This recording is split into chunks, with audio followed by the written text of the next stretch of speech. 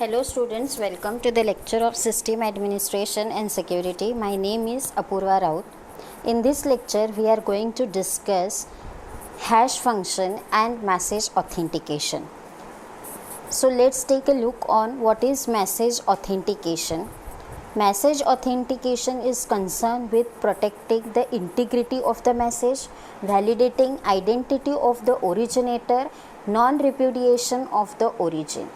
Message authentication हम जैसे कि सबसे पहले हमने देखा था कि जब भी हम इंक्रिप्शन करते हैं डिक्रिप्शन करते हैं मतलब सेंडर से रिसीवर हम जब मैसेज को ट्रांसमिट करते हैं तो नेटवर्क सिक्योरिटी के अंदर कुछ ऐसे मैकेनिज़म्स है जो हमको क्या करने होते हैं, ध्यान में रख के इंक्रिप्शन एंड डिक्रिप्शन करना होता है। उसमें सबसे पहला हमने देखा था वो था ऑथेंटिकेशन। ऑथेंटिकेशन मतलब कि किसी ऑथराइज पर्सन से ही पर्टिकुलर मैसेज रिसीव हो रहा है कि नहीं हो रहा है, पर्टिकुलर मैसेज को सेंड करने वाला सेंडर वेरीफाइड सेंडर है या नहीं है, ये होता है ऑथेंटिकेशन। और मैसेज ऑथेंटिकेशन यानी अगर कोई मैसेज सेंडर टू रिसीवर अगर ट्रांसमिट हो रहा है तो पर्टिकुलर मैसेज में किसी ने मॉडिफिकेशंस या किसी ने मतलब उसके साथ कुछ छेड़खानी अगर की है तो इंटीग्रिटी यानी हम ये चेक करते हैं कि जो भी हमारा मैसेज है वो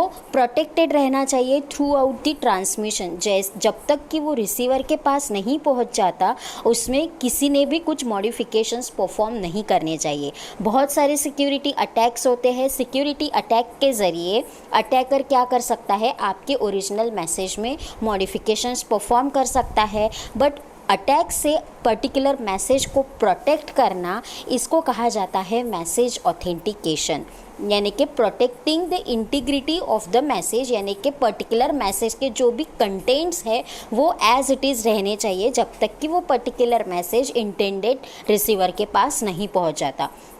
the second is the validating the identity of the originator. जैसे कि डिजिटल सिग्नेचर एक कंसेप्ट है या फिर इंक्रिप्शन एंड डिक्रिप्शन में हमने देखा था कि जिसकी पब्लिक की से हम इंक्रिप्शन करते हैं उसी की प्राइवेट की से पर्टिकुलर मैसेज को हम डिक्रिप्ट कर सकते हैं। मतलब यहाँ पे कोई और पर्सन अगर किसी और के हाथ में पर्टिकुलर मैसेज लग भी जाता है तो वो उसको डिक्रिप्ट नहीं कर पाएगा।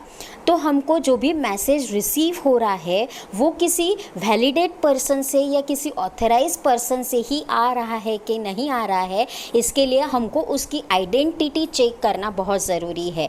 जैसे कि हम केरबेरोस की मदद से क्या करते हैं, केरबेरोस हमको एक वेरीफाई मतलब यूज़र को वेरीफाई होने के बाद केरबेरोस अलाउ करता है कम्युनिकेशन के लिए। तो यहाँ पे हम क्या बोल सकते हैं, जो भी मैसेज हमारे पास आया है हम ये बता पाएंगे कि पर्टिकुलर मैसेज कौन से यूज़र से हमको रिसीव हो रहा है। The third one is non repudiation of the origin.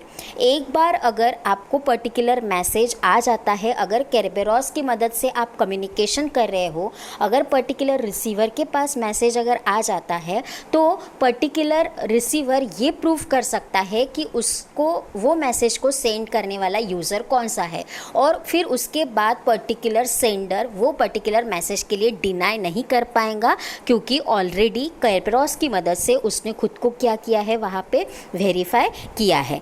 तो these are the three important concept जो कि मैसेज ऑथेंटिकेशन में बहुत ज़रूरी है।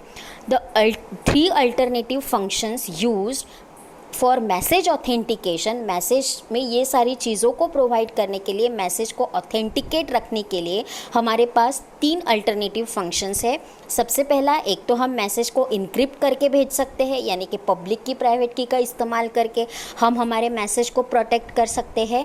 The second option is that message authentication code and the third option is hash function. तो one by one देखते हैं। सबसे पहले मैसेज ऑथेंटिकेशन कोड बहुत ही सिंपल है, जैसे कि हमने दो तरीके ऑलरेडी देख लिए हैं, सिमेट्रिक इंक्रिप्शन होता है और असिमेट्रिक। सिमेट्रिक इंक्रिप्शन के ज़रिए हम हमारे मैसेज को क्या कर सकते हैं, एनकोडेड फॉर्म में ट्रांसमिट कर सकते हैं। मतलब कि सिमेट्रिक यानी कि यहाँ पे सेंडर और रिसीवर दोनों साइड से एक ही सीक्रेट की को हम इस्तेमाल करते हैं for encryption and decryption.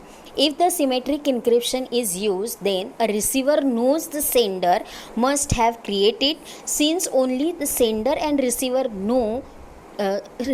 now key they know that the contents cannot be altered by other than themselves. अब सिमेट्रिक इंक्रिप्शन में क्या होता है कि सेंडर और रिसीवर सिर्फ दोनों के पास ही सीक्रेट की होती है, तो उन दोनों के अलावा पर्टिकुलर मैसेज को कोई और पर्सन रीड नहीं कर पाएगा.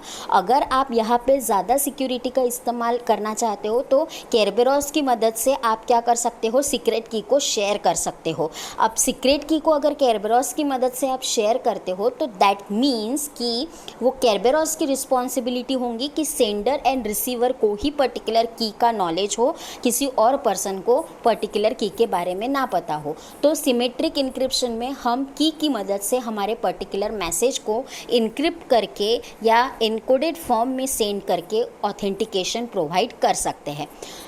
The next thing is that कि पब्लिक की इंक्रिप्शन की मदद से हम हमारे मैसेज को ऑथेंटिकेशन प्रोवाइड कर सकते हैं. So the encryption provides no confidence of the sender since any one potentially knows the public key. However if sender signs the message using their private key, then encrypts with the recipient public key, thus have both secrecy and authentication. अब यहाँ पे encryption and decryption के लिए हम दो अलग अलग keys का इस्तेमाल कर रहे हैं. अगर सेंडर खुद की प्राइवेट की से पर्टिकुलर मैसेज को अगर इनक्रिप्ट कर रहा होगा तो वो पर्टिकुलर मैसेज रीड किया जाएगा या डिक्रिप्ट किया जाएगा उसी की पब्लिक की के साथ. यानी कि पब्लिक की हर एक यूज़र के पास अलग अलग यूज़र्स की क्या होनी चाहिए, एक्सेसिबल होनी चाहिए. एक्सेसिबल फाइल में हर एक यूज़र जिनके साथ भी उसको कम्युनिकेट करना है उन सारे यूज़र्स की पब्लिक की को क्या करके रखेगा, स्टोर करके रखेगा. और जो कोई भी इंक्रिप्शन परफॉर्म कर रहा है खुद की पर्सनल प्राइवेट की से, उसका डिक्रिप्शन उसी की पब्लिक की से क्या होगा, पॉसिबल होगा. तो पब्लिक की इंक्रिप्शन के ज़रिए भी हम हमारे मैसेज को क्या कर सकते हैं, प्रोटेक्ट करके रख सकते हैं, ऑथेंटिकेट करके रख सकते हैं. Then the next technique and the next function is hash function. जैसे कि अब हैश फंक्शन क्या होता है. Hash function usually means a function that compresses meaning the output is shorter than input. Hash function यानी कि हैश फंक्शन को हम कॉम्प्रेशन फंक्शन भी बोल सकते हैं या उसको मैसेज डाइजेस्ट भी बोला जाता है. मतलब पर्टिकुलर पूरे मैसेज को हम क्या नहीं करेंगे, एनकोड नहीं करेंगे. अगर हमारा पूरा जो मैसेज वेरिएबल लेंथ का अगर हमारे पास मैसेज होगा तो इतना ज़्यादा टाइम हमको लेने की ज़रूरत नहीं कि पूरे मैसेज को हम इनक्रिप्ट करें. तो हम सिंपली क्या करेंगे, हमारे जो भी वेरिएबल लेंथ का मैसेज है उसको हम कन्वर्ट करेंगे किसी फिक्स लेंथ कोड में, और वो पर्टिकुलर छोटे से स्मॉल कोड वाले ब्लॉक को ही हम सिर्फ क्या करेंगे, इनक्रिप्ट करेंगे. और वो जो फिक्स साइज़ वाला ब्लॉक है उसको कहा जाता है हैश फंक्शन. मतलब पर्टिकुलर मैसेज से हम एक ऐसा पासवर्ड या ऐसा कोड जनरेट करेंगे और वो कोड के ऊपर हम इंक्रिप्शन अप्लाई करेंगे. मतलब वो कोड को बोला जाता है हैश फंक्शन, एंड वो कोड को जनरेट करने के लिए हम यूज़ करेंगे hash algorithm. The hash value is representative of original string of character but is normally smaller than the original. अगर आपके ओरिजिनल मैसेज में फॉर एग्जांपल कंसिडर करो कि 10 लेटर्स है तो हैश फंक्शन में उससे कम होंगे, यानी कि ओरिजिनल मैसेज से हैश फंक्शन की वैल्यू जो है वो स्मॉलर होंगी. मतलब हैश फंक्शन हमारा 5 लेटर्स का ही होगा अगर ओरिजिनल मैसेज हमारा 10 लेटर्स का है. A hash function takes a group of character called key and map it to the value of certain length. एक मतलब हमारे ओरिजिनल पर्टिकुलर मैसेज से प्रायोरिटी के हिसाब से बोलो या जो भी हैश एल्गोरिदम की रिक्वायरमेंट होंगी उसके अकॉर्डिंगली हम ओरिजिनल मैसेज से कुछ अल्फ़ाबेट्स को क्या करेंगे, मतलब कुछ अल्फ़ाबेट्स को सिलेक्ट करेंगे और वो अल्फ़ाबेट्स को हम कंसीडर करेंगे एज हमारी पर्टिकुलर की को, और वो की को हम क्या करेंगे, पर्टिकुलर हमारे मैसेज के साथ क्या करेंगे, अपेंड करेंगे, मैप करेंगे, जिसको हम बोल सकते हैं hash value. This term is known as hashing algorithm और मैसेज डाइजेस्ट फंक्शन. ये जो प्रोसेस है जो ओरिजिनल मैसेज से हमको क्या करती है, एक स्मॉल कोड जनरेट करके देती है, उसे कहा जाता है हैशिंग एल्गोरिदम और उसे कहा जाता है message digest function. hash function also called message digest or one way encryption और हैशिंग अल्गोरिदम। मतलब जो भी कोड हमको बनाना है वो कोड हम एक ही बार यूज़ करने वाले हैं, एक बार ही। ओरिजिनल मैसेज से अगर हमारा एक बार कोड जनरेट हो जाता है तो वो कोड को ही हम इंक्रिप्शन एंड डिक्रिप्शन में क्या करेंगे, अप्लाई करेंगे। Values return by hash function called as message digest और simply hash value. Hash algorithm में हम हमारे ओरिजिनल मैसेज को एज ए इनपुट के तौर पे ट्रांसमिट करेंगे। हैशिंग अल्गोरिदम ओरिजिनल मैसेज को लेके उसके ऊपर से एक हमको फिक्स साइज़ का कोड जनरेट करके देगा जिसको हम बोलेंगे हैश वैल्यू, ठीक है। और वो जो अल्गोरिदम होता है उसे कहा जाता है हैशिंग अल्गोरिदम। जैसे कि यहाँ पे ये डायग्राम में आपको, जस्ट अ सेकेंड, यहाँ पे ये डायग्राम में आपको विजिबल है कि ये है हमारा ओरिजिनल मैसेज जिसकी साइज़ क्या होती है, आर्बिटरी लेंथ यानी वेरिएबल लेंथ। हमको लेंथ पता नहीं है, may be it is 64 bit, may be it can be 32 bit. जैसे ही हम हमारे ओरिजिनल मैसेज को हैशिंग अल्गोरिदम, ये है हमारा हैशिंग अल्गोरिदम, हैशिंग अल्गोरिदम में भेजते हैं तो हैशिंग अल्गोरिदम हमको एक फिक्स साइज़ का कोड जनरेट करके देता है। यहाँ के जो भी अल्फ़ाबेट्स होंगे ABC अप टू Z, उसी में से किसी पर्टिकुलर अल्फ़ाबेट्स को प्रायोरिटी के हिसाब से और अल्गोरिदम की रिक्वायरमेंट के हिसाब से हमको, फॉर एग्जांपल AB उसने सिर्फ क्या करके दिया, जनरेट करके दिया, तो वो बन जाती है हमारी हैश वैल्यू यानी कि फिक्स लेंथ का। मतलब हम जब भी इंक्रिप्शन परफॉर्म करेंगे तो हम सिर्फ पूरे लेटर्स को इस्तेमाल नहीं करेंगे, हम सिर्फ कोड जो हमारा जनरेट होके हमको मिला है उसकी मदद से ही हम इंक्रिप्शन एंड डिक्रिप्शन परफॉर्म करेंगे। This is called as hash function. अब यहाँ पे देखते हैं, suppose for example hash function यानी मैंने एक्सप्लेन किया था कि इसको कॉम्प्रेशन फंक्शन भी बोला जाता है। यानी कि ऑब्वियस है कि जो हमारा ओरिजिनल मैसेज होगा तो हैश वैल्यू हमारी ओरिजिनल मैसेज से क्या होनी चाहिए, कम होनी चाहिए। अगर हमारा ओरिजिनल मैसेज 1 MB का है तो हमारी हैश की वैल्यू 1 MB से कम, यानी कि फॉर एग्जाम्पल हम कंसिडर कर सकते हैं 1 KB होनी चाहिए। मतलब एक फिक्स लेंथ का कोड हमको क्या होना चाहिए, मिलना चाहिए। अब हैश वैल्यू में हैश एल्गोरिदम यहाँ पे C यानी होता है आपका हैश कोड। अब hash algorithm hash code generate करने के लिए हमको इनपुट क्या देना है, सिर्फ M इनपुट देना है। हमको सिर्फ नेसेसरी इनपुट हमारे पास क्या होना चाहिए, हमको की ज़रूरत नहीं है। हमारे पास जो भी मैसेज अवेलेबल होगा वो मैसेज को सिंपली हमको हैश एल्गोरिदम में क्या करना है, पुट करना है, तो हमको एक हैश कोड जनरेट होके मिलेगा। दैट इज़ हैश कोड का फॉर्मूला बन जाता है आपका C of M। C of M is equals to hash fix length का एक कोड जनरेट होके आपको मिलेगा। अब यहाँ पे हैश फंक्शन में दो तरीके से हम इंक्रिप्शन एंड डिक्रिप्शन परफॉर्म कर सकते हैं। दो तरीके से इंक्रिप्शन डिक्रिप्शन हम परफॉर्म कर सकते हैं। एक ऐसा तरीका है जहाँ पे आपको ऑथेंटिकेशन और कॉन्फिडेंशियलिटी दोनों चीज़ अचीव हो जाएंगी, ठीक है। कैसे अचीव होंगी, ऑथेंटिकेशन यानी कि अगर आपकी सेंडर और रिसीवर की हैश वैल्यू अगर सेम आती है, कंपेयर करेक्टली अगर कंपेयर हो जाता है तो आप बोल सकते हो कि आपका ऑथेंटिकेशन अचीव हो रहा है। कॉन्फिडेंशियलिटी आप बोलोगे कि आपके इसमें कॉन्फिडेंशियलिटी है, ये कब आप बोल सकते हो, जब आप आपके ओरिजिनल मैसेज को साइफर टेक्स्ट में कन्वर्ट करके जब ट्रांसमिट करते हो। जब ओरिजिनल मैसेज अपोनेंट को नॉन रीडेबल फॉर्म में मिलता है तब आप बोल सकते हो कि आपके इसमें कॉन्फिडेंशियलिटी है। मतलब अगर आप बात कर रहे हो कि कॉन्फिडेंशियलिटी प्लस ऑथेंटिकेशन होना चाहिए तो यहाँ पे आपको दो चीज़ें ध्यान में रखनी है कि आपकी हैश कोड की वैल्यू कंपेयर होनी चाहिए और आपका ओरिजिनल मैसेज को हमको क्या करना है, साइफर टेक्स्ट में कन्वर्ट करना है। तो सबसे पहले देखते हैं, आपके पास एक ओरिजिनल मैसेज है। ओरिजिनल मैसेज को सबसे पहले आप हैश एल्गोरिदम में प्लेस करोगे। हैश एल्गोरिदम में प्लेस करने के बाद आपको एक हैश कोड मिल जाएगा ओरिजिनल मैसेज से। ये जैसे यहाँ पे हैश कोड H आपको मिल गया, उसको आपको अपेंड करना है मैसेज के साथ, यानी कि मैसेज प्लस हैश कोड आपको क्या करना है, ट्रांसमिट करना है, मैसेज प्लस हैश कोड। अब यहाँ पे आपको क्या करना है, अपेंड करने के बाद उसको इंक्रिप्ट करना है।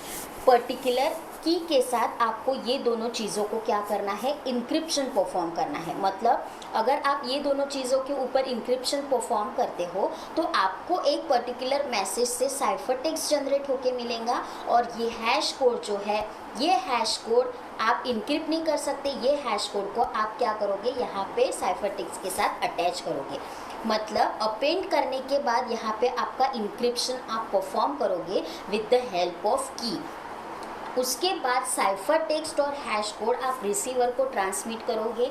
रिसीवर क्या करेगा, पर्टिकुलर साइफर टेक्स्ट के ऊपर डिक्रिप्शन परफॉर्म करेगा और ओरिजिनल मैसेज को रिकवर करेगा। वो ओरिजिनल मैसेज को एक बार हैश एल्गोरिदम में ट्रांसमिट करेगा, तो उसको भी एक हैश कोड जनरेट होके मिलेगा। अगर ये मैसेज और ये मैसेज अगर सेम है तो हैश कोड भी क्या आना चाहिए, सेम आना चाहिए। दैट मीन्स अगर उसने ट्रांसमिट किया हुआ हैश कोड और जनरेट किया हुआ हैश कोड अगर इक्वल आ जाता है, दैट मीन्स कि पर्टिकुलर साइफर टेक्स्ट के साथ बीच में किसी ने छेड़खानी नहीं की है, पर्टिकुलर इंटेंडेड यूज़र से ही मैसेज क्या हुआ है, रिसीव हुआ है। मतलब यहाँ पे हमारा हैश कोड भी इक्वल आ जाएगा और हमने पर्टिकुलर मैसेज को भी यहाँ पे साइफर टेक्स्ट में क्या किया है, कन्वर्ट किया है। That is the first type जहाँ पे हमको ऑथेंटिकेशन भी मिल रहा है और कॉन्फिडेंशियलिटी भी मिल रही है। हैश फंक्शन का सबसे पहला टाइप है ऑथेंटिक टाइप ऑफ ऑथेंटिकेशन, यानी कि ऑथेंटिकेशन भी मिलना चाहिए और कॉन्फिडेंशियलिटी भी आपको मिलनी चाहिए। द सेकेंड टाइप इज़ जहाँ पे आपको सिर्फ ऑथेंटिकेशन मिल रहा है, कॉन्फिडेंशियलिटी नहीं मिल रही है। दैट मीन्स कि यहाँ पे समझ में आ रहा है आपको कॉन्फिडेंशियलिटी नहीं बोला है, मतलब आपको ओरिजिनल मैसेज को क्या करना है, एज इट इज़ ट्रांसमिट करना है, उसको इंक्रिप्टेड फॉर्म में नहीं ट्रांसमिट करना है। और ऑथेंटिकेशन यानी कि आपके हैश कोड की जो भी वैल्यू है वो क्या होनी चाहिए, इक्वल आनी चाहिए। देखते हैं, सबसे पहले आपके पास ओरिजिनल मैसेज है। ओरिजिनल मैसेज को आप हैश एल्गोरिदम में अगर भेजते हो तो आपको एक हैश कोड मिलेगा। वो हैश कोड को आपको अपेंड करने से पहले क्या करना है, इनक्रिप्ट करना है विद द हेल्प ऑफ की। मतलब इनक्रिप्शन ऑफ हैश कोड होगा यहाँ पे, ठीक है। और फिर जो भी इनक्रिप्टेड हैश कोड होगा उसको आप अपेंड करोगे आपके मैसेज के साथ, और फिर मैसेज और इनक्रिप्टेड हैश कोड को आप ट्रांसमिट करोगे रिसीवर के पास। तो रिसीवर क्या करेगा, अब मैसेज तो उसको ऑब्वियसली एज इट इज़ दिख रहा है, उसको डिक्रिप्ट करने की ज़रूरत नहीं है, तो मैसेज को अलग से निकालेगा और उसको हैश एल्गोरिदम में सेंड करने के बाद एक हैश कोड जनरेट करके रखेगा, और जो भी इनक्रिप्टेड हैश फंक्शन उसके पास आया है उसको डिक्रिप्ट करेगा पर्टिकुलर की के साथ। तो वो जो हैश फंक्शन जनरेट होता है और पर्टिकुलर मैसेज से जो हैश फंक्शन जनरेट होता है वो अगर सेम आता है तो आप बोल सकते हो ऑथेंटिकेशन अचीव हो रहा है। अगर कंपेयर नहीं हो रहा है, दैट मीन्स कि पर्टिकुलर हैश फंक्शन के साथ बीच में या पर्टिकुलर मैसेज के साथ विदिन ट्रांसमिशन किसी ने क्या किया है, मिसबिहेव किया है, या उसमें किसी ने मॉडिफिकेशंस परफॉर्म किए हैं। So these are the two types of hash function जिसकी मदद से हम क्या कर सकते हैं, encryption and decryption operation perform कर सकते हैं। This is about the hash function. The next topic is the message authentication code. एक बेसिक डिफरेंस है hash function and message authentication code में, जैसे कि हैश फंक्शन है और एक मैक है, मैक यानी मैसेज ऑथेंटिकेशन कोड। दोनों भी परफॉर्म सेम ऑपरेशन परफॉर्म करते हैं, सिर्फ बेसिक डिफरेंस है कि हैश फंक्शन में हमको सिर्फ इनपुट देना है m, और मैसेज ऑथेंटिकेशन में हमको इनपुट देना पड़ता है हमारा ओरिजिनल मैसेज प्लस हमारी की। ये एक बेसिक डिफरेंस है दोनों इसमें।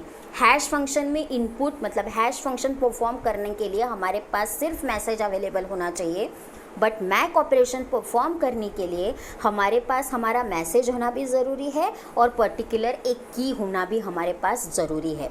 वेदर इट इज़ आप सिमेट्रिक की के ज़रिए भी परफॉर्म कर सकते हो और सिमेट्रिक की के ज़रिए भी परफॉर्म कर सकते हो। ये स्लाइट डिफरेंस है दोनों इसमें, बाकी दोनों इसका फंक्शनिंग सेम है। सबसे पहले देखते हैं मैसेज ऑथेंटिकेशन क्या होता है।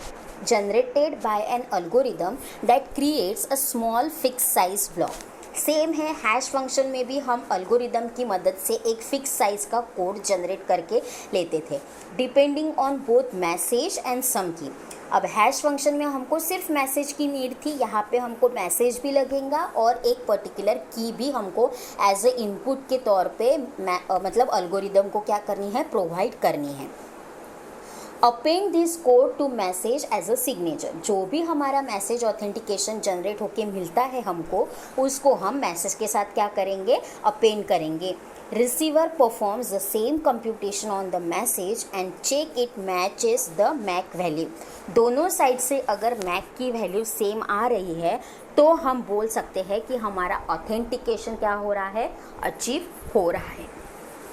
Provides assurance that the message is unaltered and comes from certain sender। अब मैसेज ऑथेंटिकेशन अगर एक बार प्रूव हो जाता है, दैट मीन्स कि आप ये बोल सकते हो कि पर्टिकुलर मैसेज को मिडल में किसी ने भी वीव नहीं किया है या किसी ने भी उसमें मॉडिफिकेशंस नहीं किए हैं। दैट मीन्स कि वो किसी इंटेंडेड सेंडर से ही क्या हो रहा है, रिसीव हो रहा है। ये है फॉर्मूला, दैट इज़ जो भी हमारा मैक का एल्गोरिदम है, यानी कि कंसिडर करते हैं हम सी, तो हमको मैक एल्गोरिदम में दो वैल्यूज को एज ए इनपुट के तौर पे देना है, एक यानी हमारा मैसेज और एक यानी हमारी की।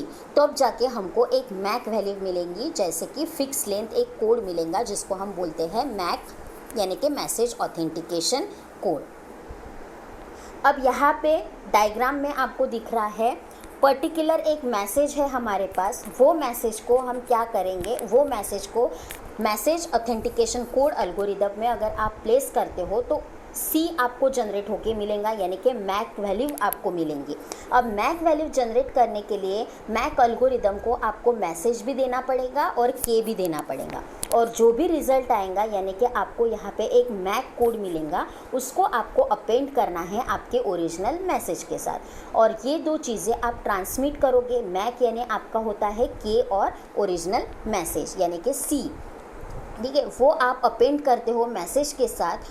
तो रिसीवर क्या करेगा, मैसेज को अलग से निकालेगा, पर्टिकुलर मैसेज को सेम इस प्रोसेस के ज़रिए यानी कि पर्टिकुलर मैसेज को मैक एल्गोरिदम में भेजेगा, तो उसको एक अगेन सी वैल्यूज मिलेंगी। अगर ये सी और यहाँ से जो आपने अपेंड किया हुआ सी यानी कि मैक कोड कंपेयर हो जाता है, दैट मीन्स कि आपका ऑथेंटिकेशन क्या हो रहा है, अचीव हो रहा है। आप ये प्रूव कर सकते हो कि पर्टिकुलर सेंडर से ही वो मैसेज क्या हुआ है, रिसीव हुआ है।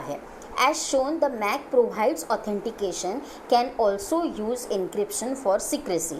Generally use a separate key for each। अब यहाँ पे आप असिमेट्रिक की मदद से क्या कर सकते हो, इंक्रिप्शन डिक्रिप्शन परफॉर्म कर सकते हो, क्योंकि असिमेट्रिक आपको हायर सिक्योरिटी क्या करता है, प्रोवाइड करता है। मतलब अगर यहाँ पे की आप सेंडर की अगर प्राइवेट की अगर यहाँ पे इस्तेमाल कर रहे हो इंक्रिप्शन में, तो यहाँ पे डिक्रिप्शन करते टाइम आपको सेंडर की क्या करनी है, पब्लिक की का इस्तेमाल करना है। तो जनरली यहाँ पे दो अलग अलग कीज़ का आप इस्तेमाल कर सकते हो।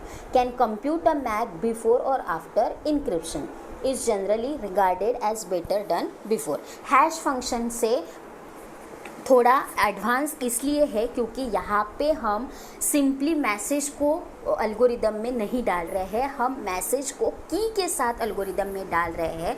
तो थोड़ा मतलब जो भी ड्रॉबैक्स हैश फंक्शन में है वो ड्रॉबैक्स को ओवरकम करता है हमारा मैसेज ऑथेंटिकेशन कोड। ड्रॉबैक्स यानी कि अगर पर्टिकुलर ओरिजिनल मैसेज किसी को अगर पता चल जाता है तो कोई भी इंट्रूडर या कोई भी अटैकर वो पर्टिकुलर मैसेज से इजीली हैश कोड को क्या कर सकता है, जनरेट कर सकता है। बट अगर आप की का इस्तेमाल वहाँ पे कर रहे हो, अगर प्राइवेट की को आप अगर इस्तेमाल करते हो हैश कोड जनरेट करने के लिए या मैसेज ऑथेंटिकेशन कोड जनरेट करने के लिए, तो पर्टिकुलर की सिर्फ यूज़र तक ही लिमिटेड रहती है, प्राइवेट की किसी और पर्सन के पास नहीं हो सकती। यानी कि जब तक कि इंट्रूडर को दो चीज़ें नहीं मिल जाती वो मैक कोड आसानी से जनरेट नहीं कर पाएगा। ये एक डिसएडवांटेज था हैश कोड का जो हमने ओवरकम किया है मैसेज ऑथेंटिकेशन कोड में। Is a many to one function, potentially many messages have a same MAC। अब हो सकता है यहाँ पे कि जो भी पर्टिकुलर हमारा अगर सेम मैसेज है, हेलो मैसेज ही अगर 2 बार हमको इनक्रिप्ट करना है, तो हेलो का मैसेज ऑथेंटिकेशन कोड क्या हो सकता है, सेम ही आएगा। अगर की भी हम एक ही यूज़ कर रहे हैं और हमारे पूरे पर्टिकुलर मैसेज में अगर हेलो वर्ड 2 बार है, तो हमारा मैसेज ऑथेंटिकेशन कोड क्या हो सकता है, एक मैसेज के लिए सेम, मल्टीपल मैसेज के लिए सेम मैसेज ऑथेंटिकेशन कोड हमको मिल सकते हैं। But finding this can be very difficult, क्योंकि हम यहाँ पे क्या करने वाले हैं, एक की को भी एज ए इनपुट के तौर पे सेंड करने वाले हैं। अगर की उस टाइम पे अगर आप एक हेलो के लिए अलग की इस्तेमाल करते हो और एक हेलो के लिए अलग की इस्तेमाल करते हो, तो आप क्या कर सकते हो, मैसेज ऑथेंटिकेशन कोड अलग अलग भी डिस्क्राइब कर सकते हो, अलग अलग भी डिस्कवर कर सकते हो। Thank you so much. This is all about message authentication code, hash function and message encryption, जो कि हम यूज़ करते हैं पर्टिकुलर मैसेज को ऑथेंटिकेट करने के लिए, पर्टिकुलर मैसेज को मतलब सिक्योरिटी प्रोवाइड करने के लिए, ताकि वो पर्टिकुलर मैसेज किसी अटैकर के पास या किसी अटैकर को ना मिल सके।